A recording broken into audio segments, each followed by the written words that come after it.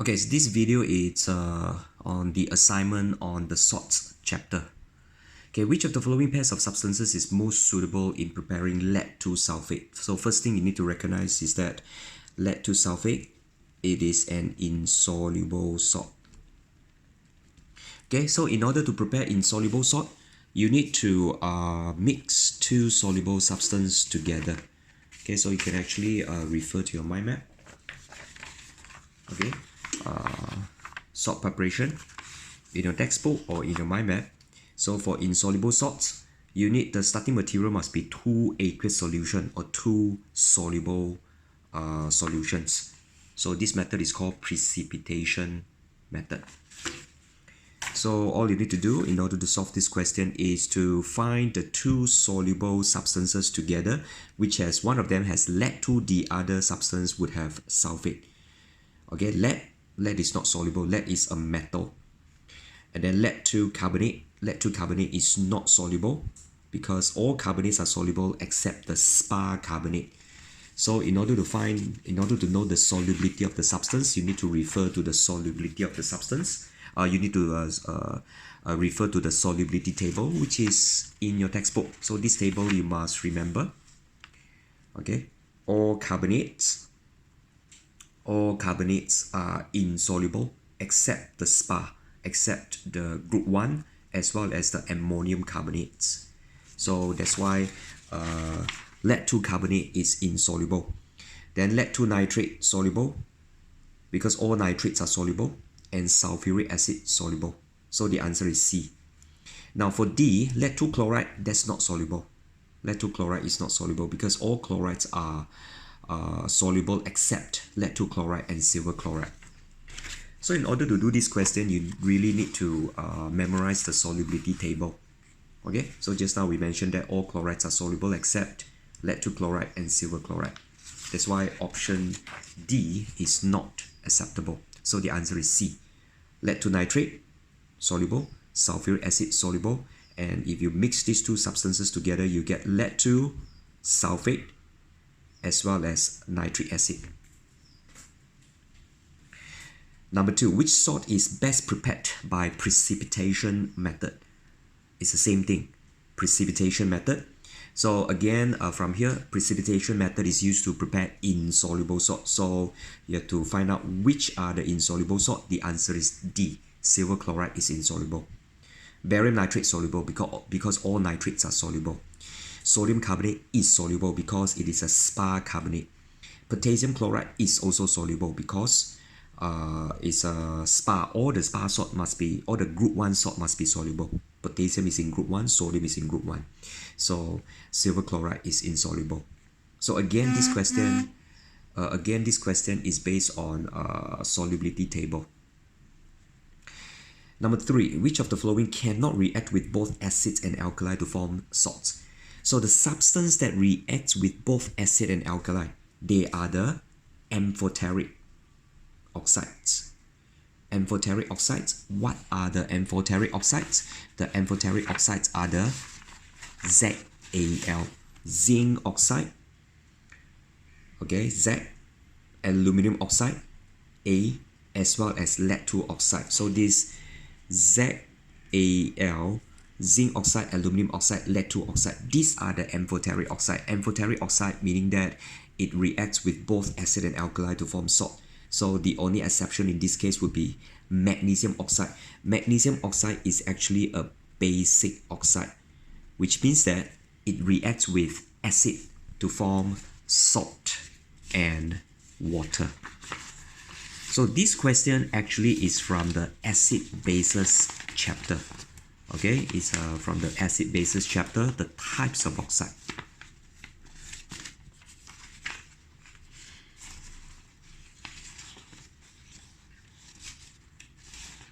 Yeah. Number 4, which one of the following oxides react with aqueous sodium hydroxide to give a salt? Aqueous sodium hydroxide, this one is an alkali or a base. Reacts with alkali or base to give a salt.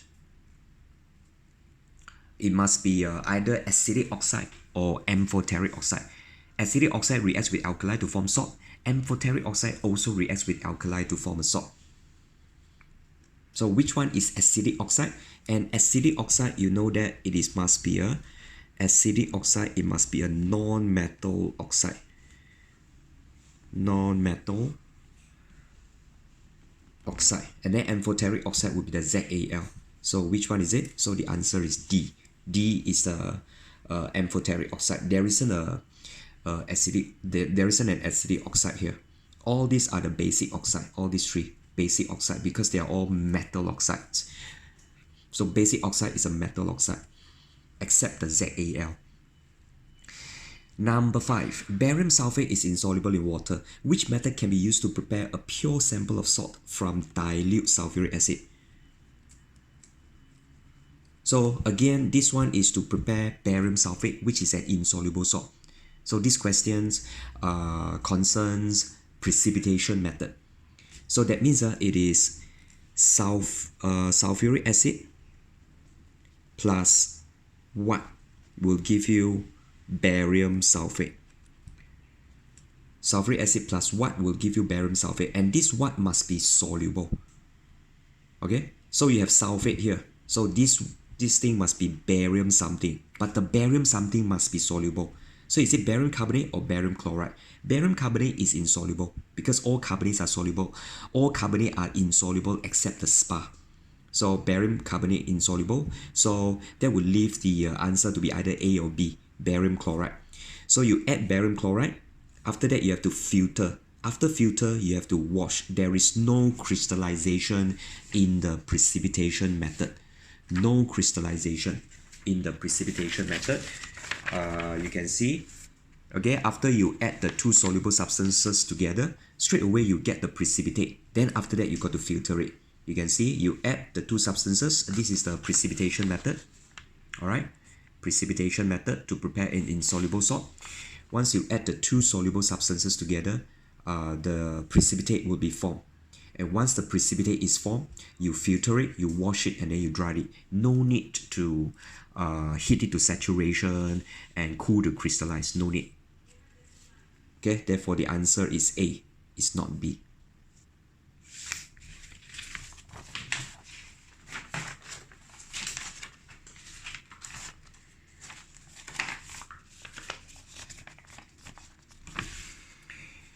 Number 6, excess aqueous potassium hydroxide was added to salt X. So this substance, potassium hydroxide, this one is an alkali. Okay, potassium hydroxide added to salt X and the mixture was heated. A pungent gas P which turned moist red litmus paper blue. So this pungent gas P, most likely it is ammonia. Which, when this reaction was complete, aluminum foil was given. Now let's look at the first paragraph first. Something add alkali and warm it, you get ammonia. So it's basically it's like this, X plus alkali, warm it, you get ammonia gas. So this X must be a ammonium salt. This X must be an ammonium salt. Okay, how do you know that? Because this is one of the reactions of alkali, which you have learned in the acid-bases chapter. Which you have learned in the acid-bases chapter. It is here. This is acid-bases. One of the reactions of alkali. Okay, alkali has a couple of reactions, and one of the reaction is this one. Okay, alkali plus ammonium salt, you get salt, ammonia, and water. So it is an ammonium salt. What is the meaning of ammonium salt? Ammonium salt means it is ammonium chloride, ammonium nitrate, ammonium sulfate. So from the first paragraph, you can't tell. So from the first paragraph, it's either A or C. A or C. Cannot be chlorine gas. It's ammonia gas. Okay. Then the second sentence, the second paragraph, it says that when this reaction was complete, aluminum foil was added to the solution. Gas P was given off again. Again, this is ammonia. When I add aluminum foil and alkali and then warm it, ammonia is given off. So what is this? This is actually part of QA.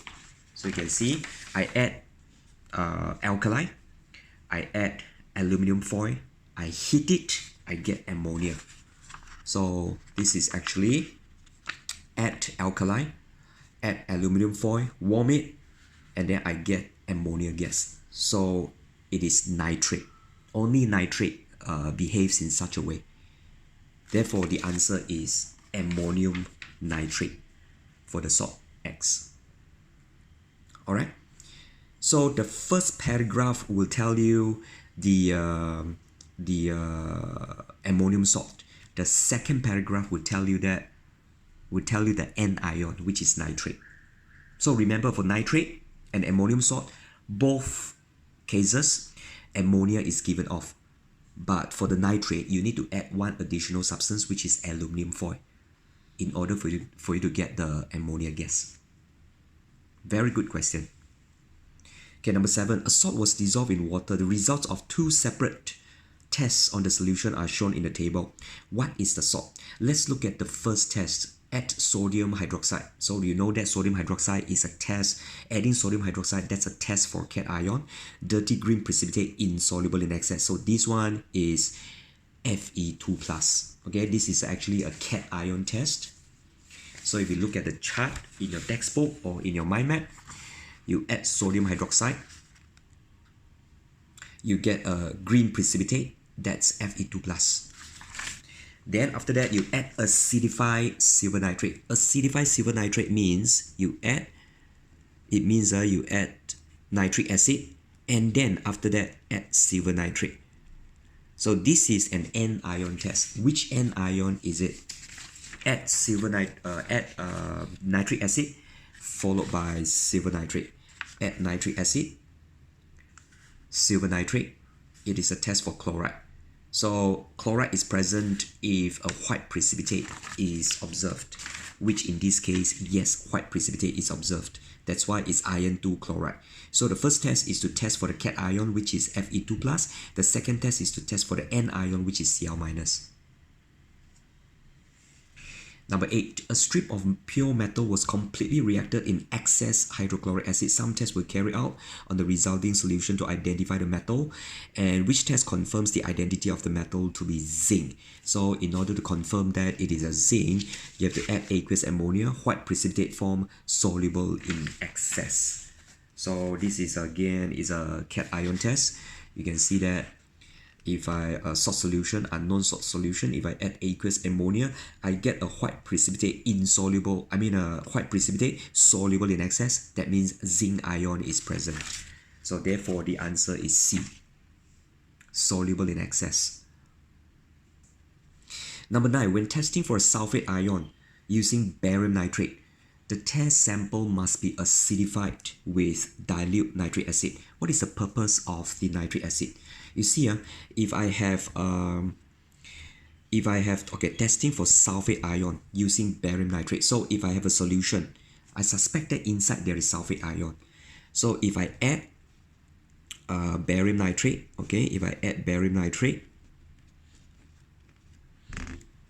and if I get a white precipitate, so this white precipitate can be barium sulfate. This white precipitate can also be barium carbonate. Because barium carbonate is a white precipitate, it is insoluble. Barium sulfate is also a white precipitate. So if I only add barium nitrate, and if I get a white precipitate, this white precipitate, it can be either one. So which means that it cannot prove that it has sulfate ion. So this guy here, this X here, can have sulfate ion, it can have carbonate ion. So this is actually not a good test for the sulfate ion. In order for test for sulfate ion, you have to add something else to eliminate this possibility. And in order to eliminate a carbonate ion, you have to add acid. So which means that before I add barium nitrate, I have to add HNO3 and then add barium nitrate. And if I get a white precipitate, this white precipitate can only be barium sulfate. This white precipitate, if I add these two substances, and if I get a white precipitate, this white PPT cannot be barium carbonate anymore, because you know that carbonate reacts with acid to form salt, water, and carbon dioxide. So the only way to eliminate this barium carbonate possibility is to add an acid. That's why the test sample must be acidified with dilute nitric acid, and the purpose of the dilute nitric acid is to prevent precipitation of barium carbonate. That means prevent is to eliminate this barium carbonate so that it will not form a white precipitate. So in that case, this is a test for the sulfate. This is not a test, because this test cannot give conclusive evidence that sulfate is present, whereas this one, yes. All right, that is why in the test for sulfate we always add acid, and likewise for testing for chloride we also add nitric acid. It is to eliminate the carbonate ion that could be present. Okay, number 10. A brown solid was dissolved in water and tested using the reactions described in the flow chart. So you have a brown solid dissolved in water, divided into two parts. Add aqueous sodium hydroxide, you get a blue precipitate. Again, when you see sodium hydroxide, it's a test for cation. And if it gives you blue precipitate, that means CO2 plus is present. So which means that this L must be copper 2 hydroxide. Copper 2 hydroxide, so it's either B or C. And then you get a gas K, tested with damp blue litmus paper. You get blue litmus paper turned red, then bleached. Yeah, blue litmus paper turned red, then bleached. So it is actually chlorine gas. So chlorine gas, you have to use a blue litmus paper. And if the blue litmus paper turned red, then bleached. Bleached means it will turn white. Yeah, that means chlorine is present. So that will conclude the assignment on salts. Thank you for watching, and make sure you revise all the questions. Don't just watch the video, listen, and then you think that you understand. Actually, you don't. Redo all the questions. See you. Bye-bye.